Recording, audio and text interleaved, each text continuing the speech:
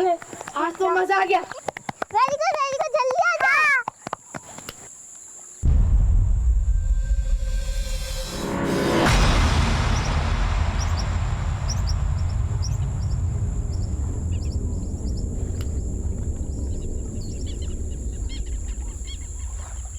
चल सपना, अब तेरी बारी। नहीं, मुझे नहीं जाना है। अगर पानी में नहीं जाएगी तो सीखेगी कैसे? हमको नहीं सीखना है। ऐसे कैसे नहीं जाएगी? हम लोग लेके चलेगा और तुझे सिखाएंगे भी। चल। नहीं भैया, अरे जब उसको नहीं जाना तो मैं जबरदस्ती क्यों कर रही हूँ? तू चुप कर, तेरी वजह से ये इतनी डरपोक हो गई है। तू चल। नहीं, उसे नहीं जाना है। नहीं पापा। रो मत। पापा को मत बोलना प्लीज। चॉकलेट खाएगी? ये ले। अब तो पापा को नहीं बोलेगी ना? ये ले अभी। मुझे भी दो ना। तुझे नहीं दूंगा। भैया दो ना प्लीज, नहीं तो मैं पापा को बोलूंगी। ले। अब तो नहीं बोलेगी ना? चल चलते। आज तो बहुत मजा आया ना? हाँ। गिर गए थे। हाँ।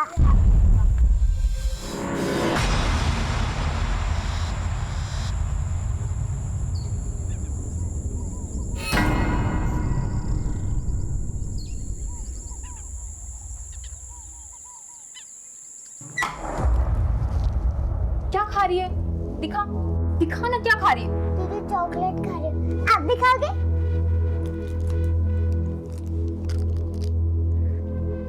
अंजू, क्या है तेरे हाथ में? क्या दिया इसने तुझे?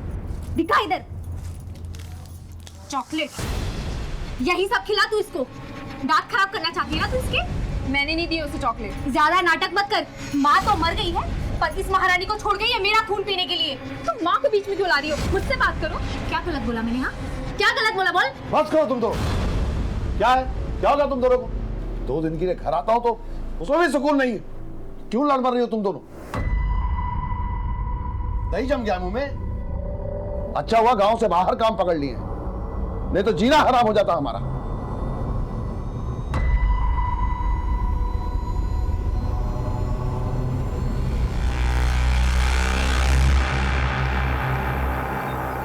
विक्रम, सपना, टिफिन रखो। मम्मी, इसे टिफिन देने का क्या फायदा? सब तो अंजू को खिला देती है। हाँ, जैसे भैया अभय को खिला देते हैं। क्यों? अंजू से दोस्ती नहीं छोड़ी अभी तक? और बच्चे नहीं है क्या स्कूल में दोस्ती के लिए? अबे क्या कर रहे हैं? सुबह बच्चे शुरू हो गए। तुम लोग करो जल्दी। समझाओ इन्हें। चलो, स्कूल के लिए लेट हो रहा है। अच्छा ठीक है, अब से नहीं बोलूंगा पापा को। मुझे नहीं पता, तुमने अंजू के बारे में बोल दिया। मैं पापा को बोलूं क्या कि तुम नहाने जाते हो तालाब में? किसी ने सुन लिया तो घर में कंप्लेंट कर देंगे। क्या बोला तुम लोगों ने? तालाब पे गए थे? नहीं अंकल, नहीं गए थे हम लोग तालाब पे। झूठ मत बोलो, प्रिंसिपल मैडम को जाकर बोल दूंगा। प्लीज अंकल, प्रिंसिपल को मत बोलना ना। नहीं बोलूंगा, लेकिन तुम लोगों को हमारे लिए एक काम करना पड़ेगा।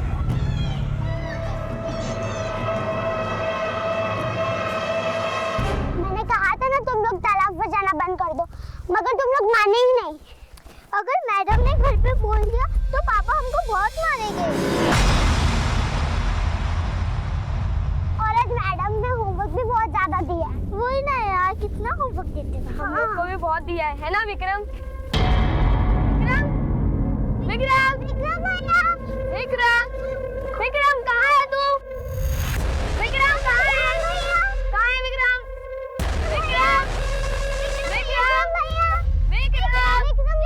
अरे विक्रम, कहाँ चला गया था तू? चलो, मुझे एक बहुत अच्छी चीज मिली है। चलो तुम्हें दिखाते। अंजू, तू घर जा। पर भैया आनो ना। ज्यादा अंजू की रट मत लगा। अगर तुझे चलना है तो चल, वरना घर जा। चला बे।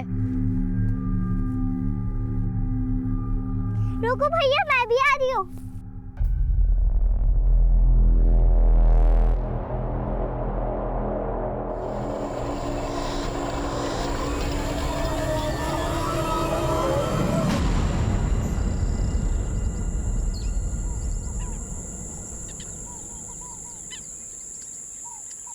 अभय आया? नहीं, रोज तो 12 बजे तक आ जाता था। हाँ 2 बजने को आया, गाँव में सब जगह ढूंढ ली पर कहीं नहीं है। ताला पर देखा? हाँ वहाँ भी नहीं है।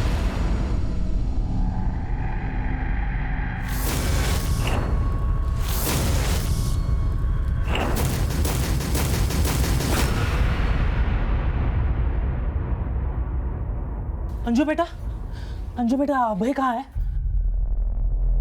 अंजू बेटा, अभय तुम्हारे साथ स्कूल से आया था क्या? बोलो ना, क्या चाहिए आप लोगों को?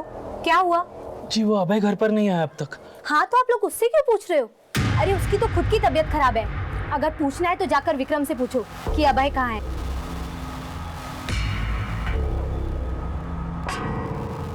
बेटा आकर, बेटा आकर आकर आकर। हाँ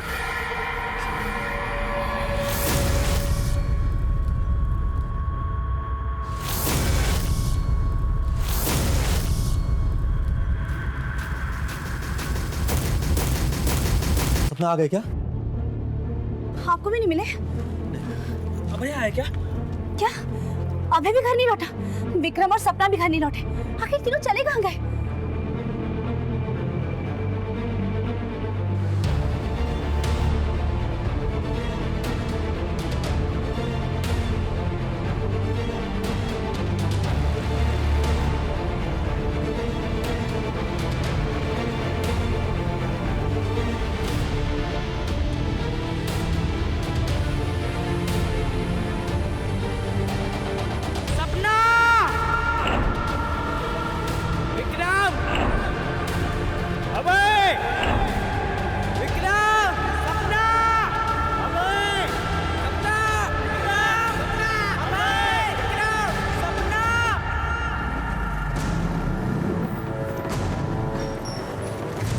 साहब कहाँ है? साहब कहाँ है? साहब नमस्ते। साहब हमारे बच्चे गायब हुए हैं। ये रही फोटो, उन्हें ढूंढ निकाली साहब किसी भी तरह से। साहब 12 बजे स्कूल की छुट्टी हो जाती है, 2 बजे तक घर नहीं आए तो हमने तलाश शुरू की, हर जगह पता किया सर, स्कूल में भी फ़ोन किया, लेकिन सबने ये बताया कि 12 बजे छुट्टी के बाद बच्चे घर के लिए निकल चुके। घर में बच्चों को किसी ने डांटा था जिसकी वजह से वो घर से निकल गया, नाराज होकर अपने रिश्तेदार के घर वगैरह? नहीं सर, अभय के साथ तो ऐसी कोई बात नहीं, और ना ही हमारा कोई ऐसा रिश्तेदार है जिसके घर पर हो जाए। साहब सुबह हमने बच्चे को थोड़ा सा डांट दिया था, लेकिन साहब उसमें कोई ऐसी बात नहीं थी कि वो नाराज हो जाए। उनके दोस्तों से पूछताछ? हाँ सर, गांव की ही कैलाश की बेटी है अंजू, वो भी उसी स्कूल में पढ़ती है, वो घर पर आ गई सर, लेकिन अब तक हमारे बच्चे नहीं आए।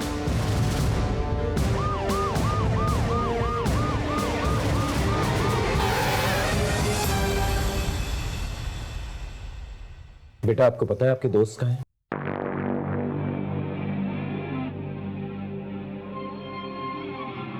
बेटा क्या आपको पता है कि आपके दोस्तों को क्या हुआ? कहाँ है वो? अंजू बेटा क्या हुआ? कुछ बोल ना अंजू।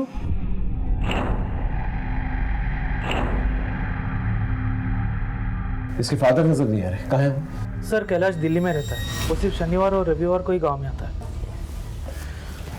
सर जब से स्कूल से आई एक शब्द नहीं बोली है, और इसकी तबीयत अलग खराब है। आपकी बेटी को देख के लगता है उसे ट्रॉमा पहुंचा है। हो सकता है कि विक्रम, अभय और सपना के बारे में जानती हो कि वो कैसे गायब हुए, और इसी बात को लेकर सदमा हो उसे। आप फिक्र मत कीजिए, हम बच्चों को ढूंढ लेंगे, और इस बच्ची का ख्याल रखिए।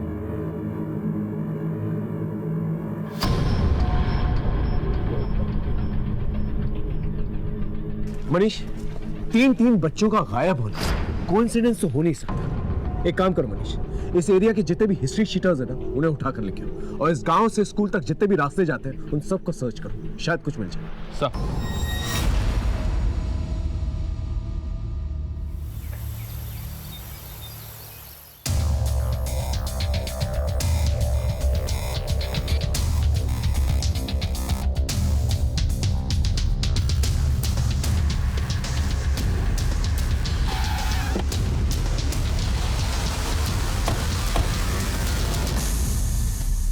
वो चारों बच्चे हमेशा एक साथ ही रहते थे।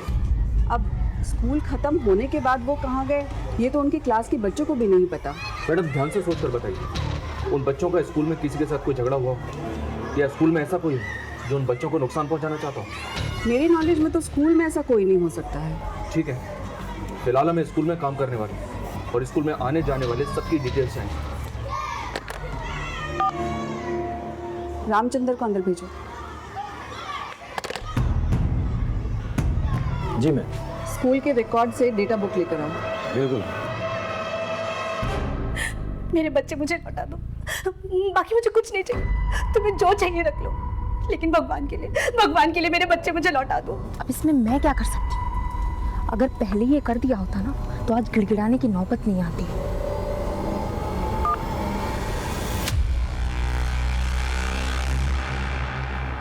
सर।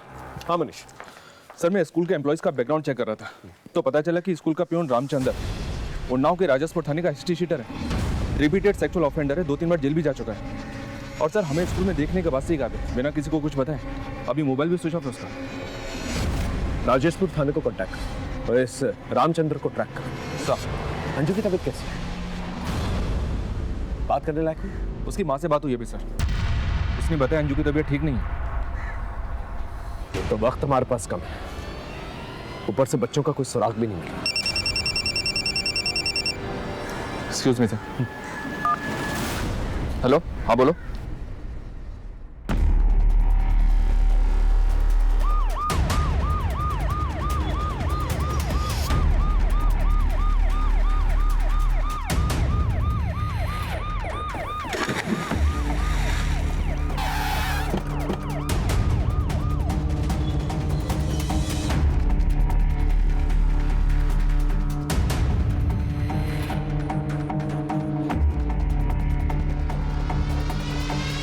साहब आप यकीन नहीं करोगे, ये 15 साल पहले की बात है। एक बुढ़िया का पोता इस तालाब में डूब के मर गया था और उसको बचाने में वो बुढ़िया भी।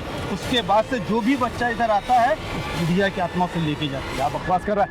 अंधविश्वास फैला रहा लोगों में। सर ये अंधविश्वास नहीं, सच है। अभय और सपना भी है ना साहब, उसी बुढ़िया के पास है और उनको है ना कुछ हो गया है। इसे बहुत कुछ पता है, थाने लेके चलो इसे। साहब मैं तो बात सर, शायद यहाँ बच्चे तैरने आए हों, विक्रम के डूबने के बाद डर गए हों और यहाँ से भाग गए हों। शायद इसलिए अंजू भी चुप है। अगर वजह ये है तो अब तक तो आप बच्चों को घर पे आ जाना चाहिए था। और अगर विक्रम की लाश पानी में मिली है तो इसका ये मतलब नहीं कि वो डूब के मरा है। वजह कुछ और भी हो सकती है। जल्द से जल्द उसकी पोस्टमार्टम रिपोर्ट निकालो। Right sir. सर बाकी बच्चों का कुछ पता नहीं चला और विक्रम के स्कूल का बैग भी नहीं मिला। ठीक है, आसपास देखो, शायद कुछ मिल जाए। Okay sir.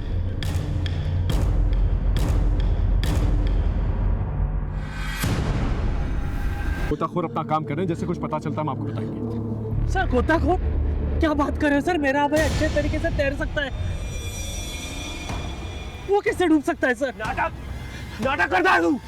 तेरे बेटे के चक्कर में मेरा बेटा मरा। बताओ आराम से, पीछे। हमें क्या पता सपना कहाँ है? अरे हमारा बेटा भी गायब है। गायब नहीं हुआ, तूने छुपा के रखा है उसे। तेरे बेटे के चक्कर में मेरा बेटा मरा है। अगर मेरी सपना कुछ हुआ ना, मार डालूंगा तुझे। संभालो से, पीछे लेके। ये देवेंद्र तुमसे हिसाब क्यों लगा? सर देवेंद्र को अभय और विक्रम का साथ पसंद नहीं था। देख जगदीश, अंतिम बार कह रहा हूँ, अपने बेटे को मेरे बेटे से दूर रख। मैं अपने बेटे को पढ़ाई करने इसलिए नहीं भेजता कि तेरा बेटा दिन भर इसे आवारागर्दी सिखाता रहे। कितने बार बोला तुझे विक्रम का साथ छोड़ दे, क्यों सुनता नहीं है तू मेरी? चल विक्रम। फिर कुछ दिन तक वो लोग अलग अलग रहते थे, फिर साथ में घूमना शुरू करते थे। सर आप खुद ही बताइए, मेरा अभय भी तो गायब है। सर हम विक्रम को देखकर, सर मुझे मेरे अभय के बारे में डर लग रहा है। ये केस मिसिंग बच्चों से शुरू हुआ था, लेकिन लाश मिलने के बाद इंक्वायरी को एक झटका लगा। क्योंकि ये केस बच्चों से जुड़ा हुआ था, हमने इंक्वायरी को एक नई दिशा दी। भले अपराध की ये कहानी गसिया गांव में लिखी जा रही थी, लेकिन इसके कुछ पन्ने दिल्ली में भी छप रहे थे।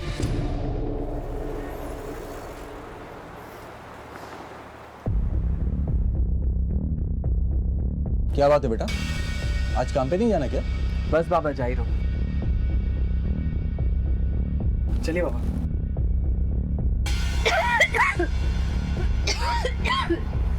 सूरज ये ले, ठीक से जाना। चलता हूँ।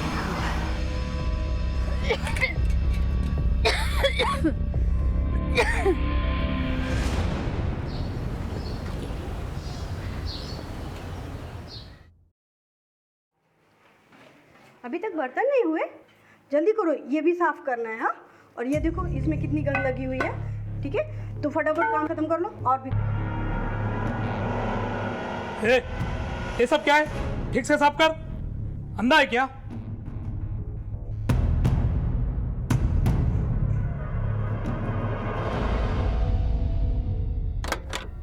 आप लंच टाइम से कर लेना। मैं तो कर लूंगा, तुम अपना ख्याल रखो। बाय। बाय।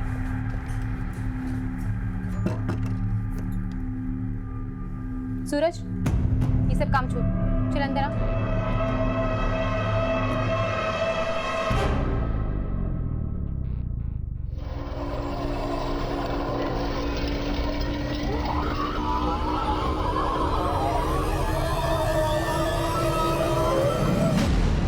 सर, मैं इस देवेंद्र के दुश्मनी के एंगल को खंगाल रहा था तो पता चला कि कुछ ही दिन पहले इस देवेंद्र का झगड़ा हुआ था।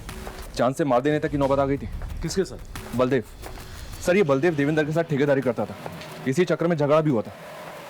एक बात और है सर, जिस दिन बच्चे गायब हुए थे उस दिन देवेंद्र ने एक नंबर पे बात की थी, जो कि देवेंद्र के झगड़े को देखते हुए काफी अनयूजुअल है। बात सुनने को तैयार ही नहीं था देवेंद्र। दोस्त बोल बोल के पीठ पीछे छुरा भोग रहा था हमारे। साले सब 100 पैसा मैंने लगाया और टेंडर तूने तेरे नाम पर भर दिया। ए बलदेव, पैसा दिया है तूने, गुलामी नहीं लिखवाई है मेरी। जो तू कहेगा वही मैं मानूंगा। क्या पैसा पैसा चिल्ला रहा है? अभी देता हूँ, बोल कितना पैसा है? पैसे से ये धोखा पटेगा नहीं देवेंद्र। भुगतोगे, याद रखना। जहरीले नाक के बिल में हाथ डाला तूने। ए जहरीले नाक, ये जहर ना कहीं और जाके निकाल। इधर आएगा ना तो अभी फन भी कुचल के रख दूंगा। फिर फैमिली वाले टेंडर भरेंगे तेरी लाश के लिए, समझा? चल गया। देवेंद्र ने तेरी लाश का टेंडर निकाला और तूने उसके बच्चे का ही टेंडर निकाल दिया। विक्रम को मार दिया ना तूने। अब है सपना कहाँ है?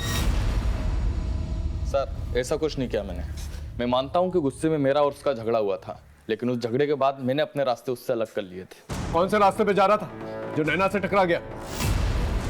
सर, ये क्या बोल रहे हैं आप? जिस दिन बच्चे गायब हुए थे उस दिन बातचीत हुई थी तेरी नैना के साथ।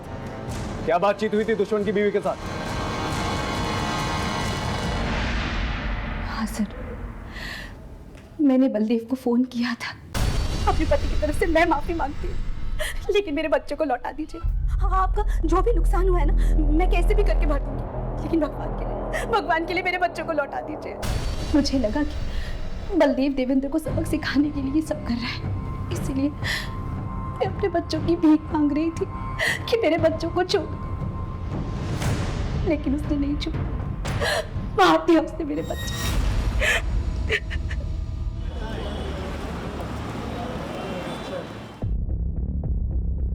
माँ, मैं जा रहा हूँ। सूरज, रुक जा बेटा। ये ले, कल भी तूने खाना नहीं खाया था, आज खा लेना। आप चिंता मत करो माँ, ठीक है? अपना ध्यान रखो और हाँ, दवाई टाइम टू टाइम लेते रहो।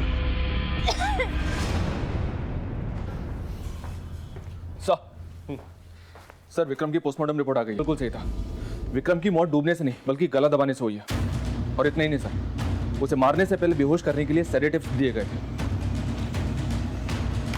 पहले किडनैप, फिर विक्रम की लाश का तालाब में मिली और अब ये मर्डर। ये केस रोज नया रंग बदलता। अगर हम ये मान भी लें कि ये सब कुछ माँ बाप की दुश्मनी की वजह से हुआ है, तो सोचने वाली बात यह है कि ये तीनों बच्चों को एक साथ क्यों किडनैप किया गया? हो सकता है कि देवेंद्र और जगदीश का कोई कॉमन एनिमी जो उन्हें चोट पहुंचाना चाहता। मनीष, हमें केस की रफ्तार को तेज करना है। हर एक गुजरते सेकंड के साथ अभय और सपना की जान को खतरा है।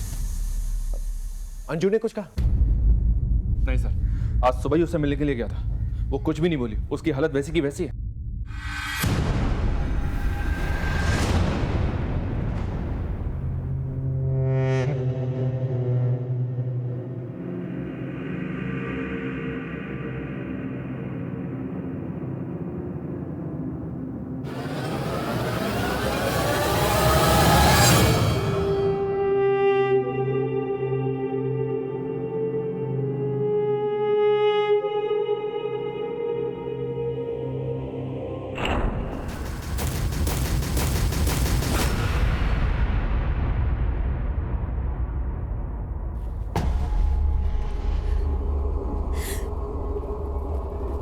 ये सब आपकी दुश्मनी की वजह से हुआ है।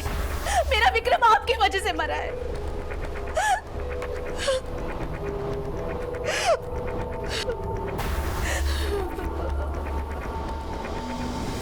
देख कैलाश, मेरा बेटा मरा, तेरी बेटी को मालूम है उसके साथ क्या हुआ था? मुझे उससे एक बार बात करनी है। तबीयत ठीक नहीं है उसका, बाद में आना।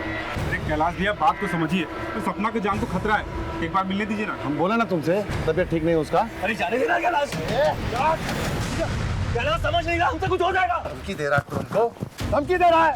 चल यहाँ से, हम भी देखते हैं कैसे मिलता तू अन्नू से। अब पता चलेगा तुमको औलाद का दुख क्या होता है। पुकार कैलाश, सपना को कुछ हुआ ना, मार डालूंगा तुझे। चलो अंदर, अरे चलो ना। सरू कैलाश हमको अंजू से मिलने नहीं दे रहा है और आप भी अंजू के बोलने का वेट कर रहे हैं। तब तक सपना को कुछ हो गया सर, तब क्या होगा? वो तो चाहता ही कि हम तड़पे। वो क्यों ऐसा चाहेगा? सर बदला ले रहा है अपनी बेटी का। उसकी बेटी खुशी की शादी हमने शाम से करवाई थी, लेकिन शाम नालायक निकला। समझ श्याम, दिखा दी अपनी औकात। साले गांव की पंचायत में तेरी एक हड्डी टूटेगी। शादी के पहले तो बड़ा सीधा बनता था। ओ ससुर जी, तुम्हारी बेटी ने कोई हूर की परी नहीं है जो इसके लिए मैं खुद को बदलूंगा।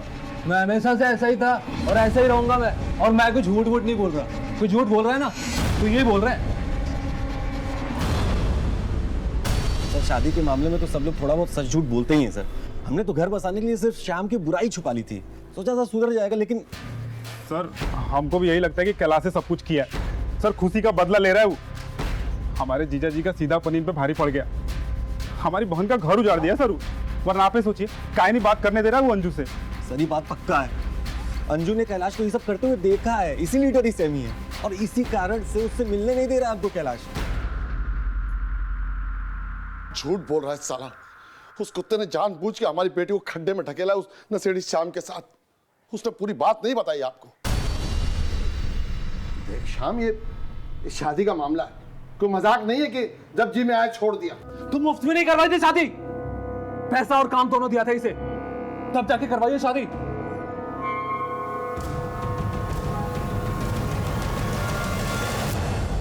तुम सौदा किया हमारी बेटी का? अरे नशे में है, हो जाएगा, ठीक हो जाएगा। तुमने भी भांग खा रखी है क्या? साले पहले तो पैसे लिए, अब मुकर रहे हो। साले दलाल भी तुमसे अच्छे होते हैं। क्या क्या कहा तूने? मैं दलाल कहा, साले दलाल। छोड़ मुझे। इसकी वजह से हमारी बेटी की जिंदगी बर्बाद हो गई साहब। अब गिड़गिड़ा रहा है हमारे सामने। उंगली कट जाएगी ना तो मोतेंगे नहीं उस पर।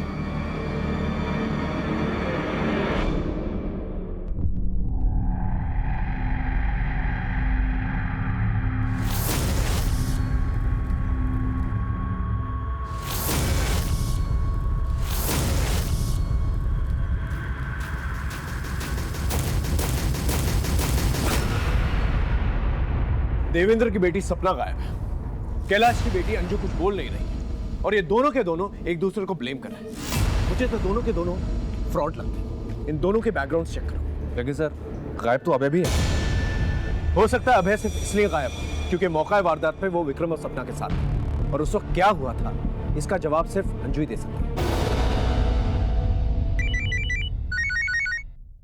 Excuse me sir. हेलो,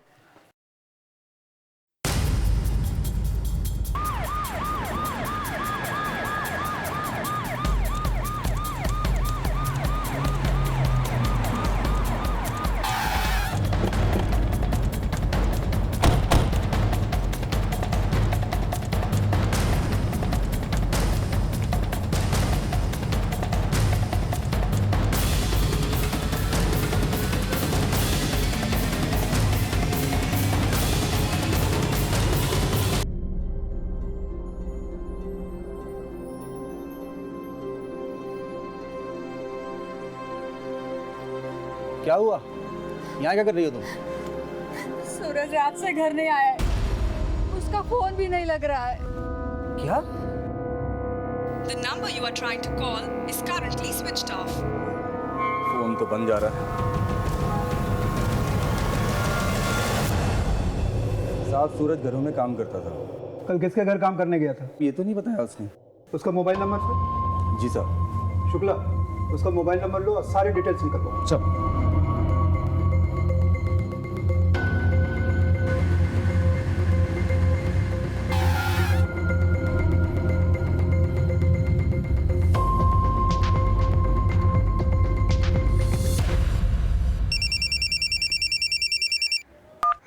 हाँ बोलो।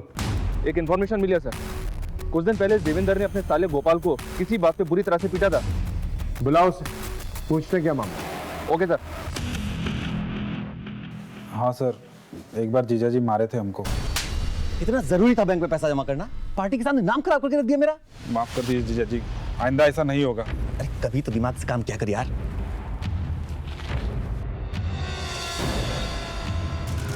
साहब गलती हमारा ही था, दोस्तों के साथ पीने बैठ गए थे और वहीं सारा पैसा खर्च दिया।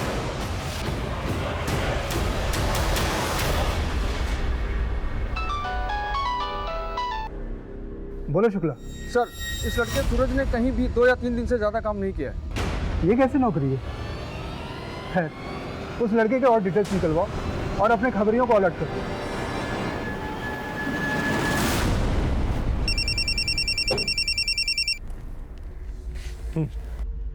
सर, स्कूल के प्यून रामचंद्र का पता चल गया है। बोल, स्कूल से गायब हुए बच्चों के बारे में क्या जानता है तू? बोल। साहब मैं कुछ नहीं जानता साहब। तो फिर स्कूल से फरार क्यों हुआ था? साहब मैं उस दिन अपने दोस्त को लूट कर निकला था, तो मुझे लगा आप लोग उसी के केस के सिलसिले में मुझे उठाने के लिए आए, इसलिए मैं वहाँ से भागा था साहब। साहब बच्चे जाते हैं तालाब पर, मैं उन्हें सिर्फ डरा धमका कर 10-20 रुपये लेता हूँ अपने बीड़ी तंबाकू के खर्च के लिए। बाकी साहब मैं ये सब काम नहीं करता हूँ। साहब आपको यकीन ना हो तो मेरे मामा को फोन करके पूछ लिए, मैं तुम्हें ही पता साहब। सर। हाँ मनीष, स्कूल का प्यून रामचंद्र में लखनऊ में मिल गया था, यहाँ लाकर उसकी जमकर तोड़ाई की। क्या बोला? कुछ नहीं सर, एक ही बात पर अड़ा है कि वो बच्चों के बारे में कुछ नहीं जानता। उसका कहना है कि वो अपने मामा के घर पर ही था, हालांकि अपने ऊपर लगे लूट के सारे इल्जाम उसने कबूल कर लिए। ठीक है, उसके मामा के घर से क्रॉस चेक करो और जिस थाने में उसका केस चल रहा है उन्हें इन्फॉर्म करो। Okay sir.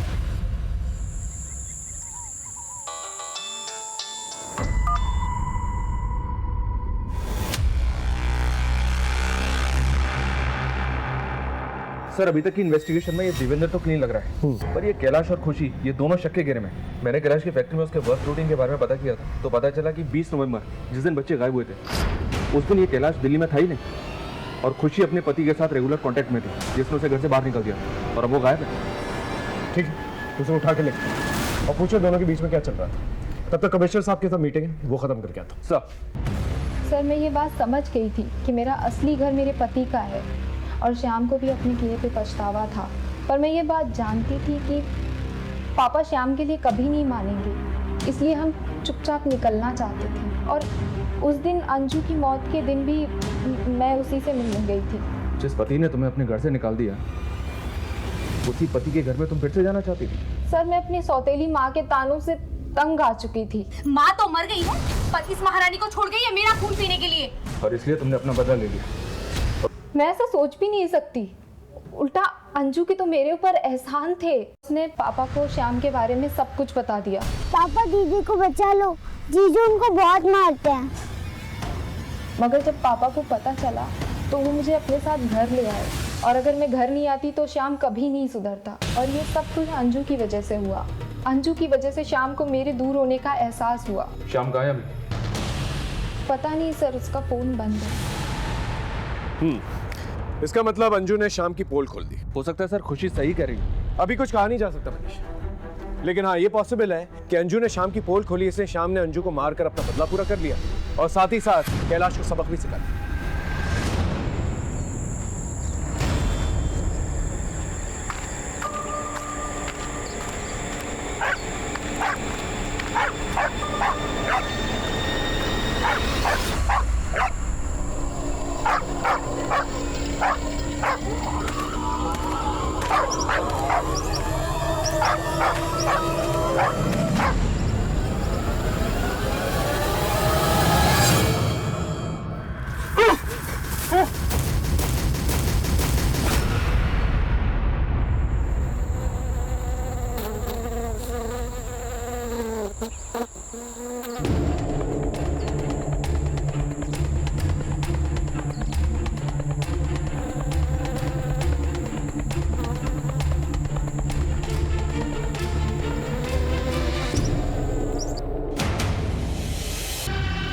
हेलो सर, शाम का पता चल गया है।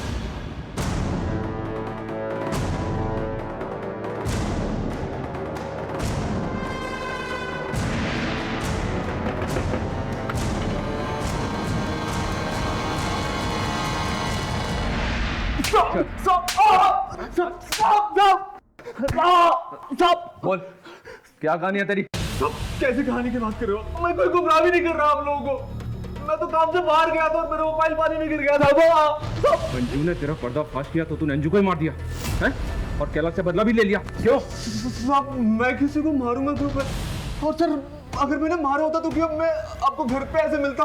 अभी आपको यकीन नहीं होता, मेरे कंपनी में फोन करके पूछ सकते, मैं उनके काम से ही बाहर गया था। इसको अंदर ही रखो और अच्छी तरह से तोड़ो।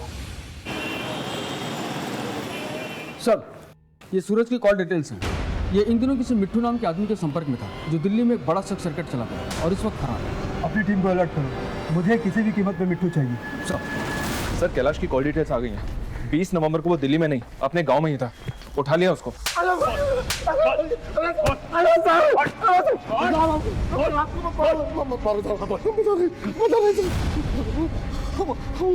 गाँव आए थे साहब, लेकिन हम अपने घर नहीं गए थे क्योंकि हमारे घर में बहुत अशांति रहती है साहब। हमारी बीवी और बेटी बहुत लड़ते हैं साहब। तुम माँ को बीच में क्यों ला रही हो? मुझसे बात करो। क्या गलत बोला बोल? बात करो तुम तो। इसलिए हमको बहुत टेंशन होता है साहब, तो वो औरत के घर जाते हैं सर। इसलिए अपनी बेटी का घर बचाने का ढोंग कर रहा था कि तेरा दामाद जो है तेरी बेटी का ख्याल नहीं रखता, और तो खुद क्या मिसाल कायम कर रहा अपनी बेटी के लिए। साहब हमें एक बार फिर से कह रहे हैं साहब, इस सब देवेंद्र किया है साहब। चुप! तू हमें बताएगा कि गुनाह किसने किया किसने नहीं। बंद करो साहब, हम कह रहे हैं ना साहब। ये केस यहाँ मुरादनगर थाने में हमारे लिए मुश्किलें पैदा कर रहा था, ऊपर से हम पर दबाव भी बना हुआ था। मुजरिम को अक्सर ये लगता है कि वो गुनाह करके निकल जाएंगे और पुलिस वाले उनका कुछ भी नहीं बिगाड़ पाएंगे, लेकिन वो ये भूल जाते हैं मुजरिम एक हो या टोली, कानून का हर एक सिपाही उन पर नजर रखा हुआ है। उनकी किस्मत उनका साथ जरूर देती है, लेकिन किस्मत तो किस्मत है, किस्मत हमारा भी साथ देती है।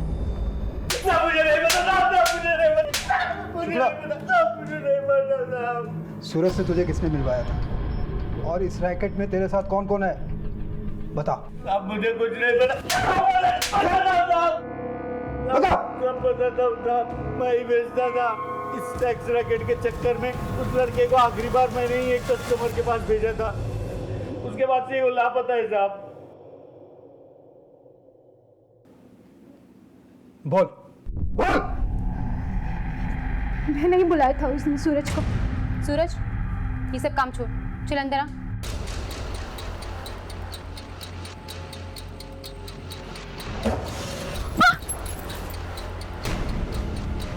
क्या हो रहा है? अरे मैंने पूछा क्या हो रहा है? वो मैडम ने बुलाया था, मैंने कुछ नहीं। उसकी लाश को बिशनपुरा के जंगल में ठिकाने लगाया था साहब। सूरज तो फिर भी उम्र में बड़ा था सर। मिट्टू तो मेरी सहेलियों के पास छोटे छोटे बच्चों को भेजा करता था।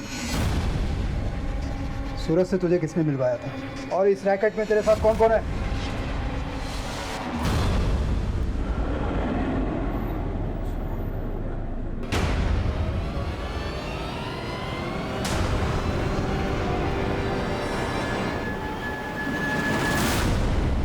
अब मामला साफ हो रहा है मनीष। दिल्ली में इन बच्चों को सेक्स रैकेट के लिए सप्लाई किया जा रहा है, और जाहिर सी बात है जान पहचान वाले बच्चे इजी टारगेट्स होते हैं ऐसे लोगों के लिए। मुजरिम ने पहले इन पर नजर रखी होगी,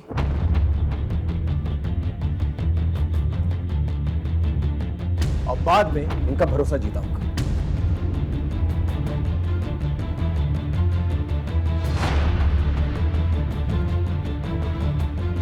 विक्रम 2 मिनट, चलो चलो, मुझे एक बहुत अच्छी चीज मिली है। रुको भैया, मैं भी आ रही हूँ। उन्हें अपने झांसे में लिया और फिर बेहोशी की दवा की। मजा आ गया।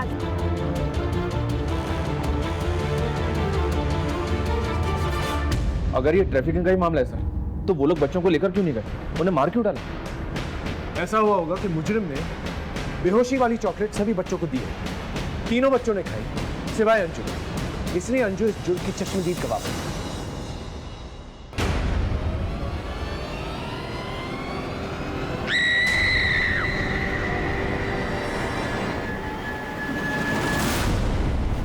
जल्दबाजी में इसने बच्चों की जान ले ली। अभय सपना की लाश को इसने गाड़ दिया और हमें गुमराह करने के लिए विक्रम की लाश को पानी में फेंका। इतना सब होने के बाद उसने अंजू को ट्रैक किया होगा। इससे पहले वो अपना मुंह खोले उसने उसे भी मार दिया। अब इस ड्रामे पे पर्दा वक्त आ गया। मनीष सर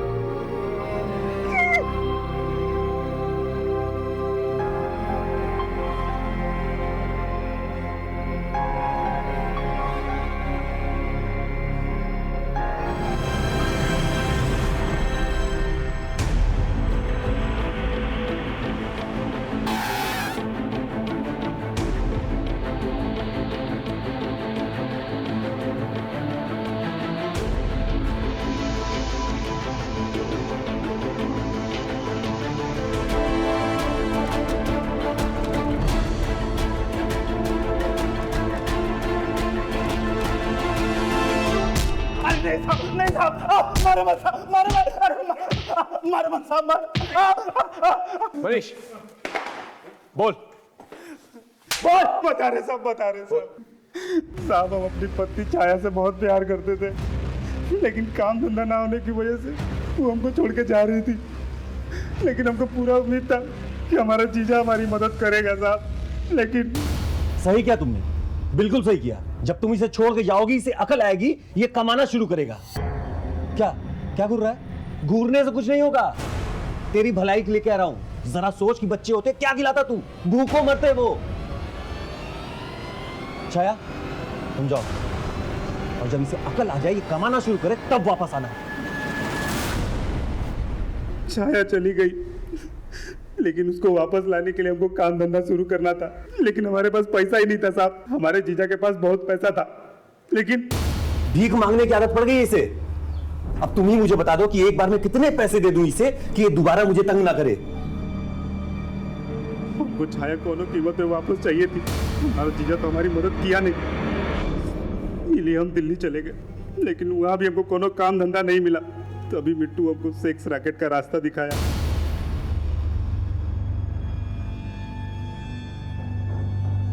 पैसा तो हमने बहुत कमाया साहब, लेकिन उसके साथ ही साथ एड्स जैसा बीमारी भी कमा लिए, और उसके बाद छाया के आने की कोई उम्मीद ही नहीं बची। और उस मोड़ पर जीजा हमारी मदद कर सकता था, जब हम अपनी जिंदगी में गलत कदम उठाए। लेकिन मदद करना तो दूर, उल्टा कदम कदम पे वो हमारी बेइज्जती करता था। तभी हमने फैसला लिया कि जिस तरह छाया हमारी जिंदगी से दूर चली गई, उसी तरह हम उसकी जिंदगी से भी उसकी कीमती चीज दूर कर देंगे। तभी हम एक प्लान बनाए और उसके बच्चों पे नजर रखना शुरू कर दिए। उस दिन तो अंजू जंगल से बच के भाग गई। इन सारी कई भी बातों के लिए जिम्मेदार तो अपने जीजा जी को ठहरा रहा है। उन सारी बातों का जिम्मेदार तो खुद है। भले उसने जो कुछ भी कहा तुझे पसंद नहीं आया, लेकिन उसने जो कुछ भी कहा बिल्कुल सही था। तेरी वजह से सिर्फ एक नहीं बल्कि 4-4 घरों में अंधेरा हुआ है। सारी जिंदगी अंधेरे में गुजारी।